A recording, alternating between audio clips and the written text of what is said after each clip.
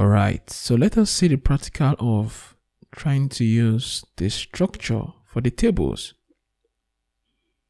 Like I said before, these structures don't necessarily change how the table looks, but they can help you apply styles to the sections of the table to have certain effects.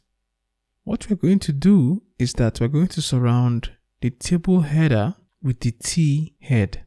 So let's surround it with T head. Then I want to surround the last row with T foot, as you can see here.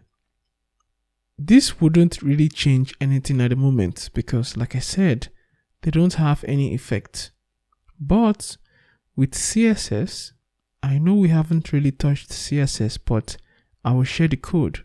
Don't bother too much about understanding this style, but the major thing is we're going to see the effect. I have told it what to apply or what effect to apply. This is the resulting effect. So you can see we can use the structure to have certain effects to make our table more presentable without those extra CSS. Just adding T body or T foot doesn't necessarily have any effect.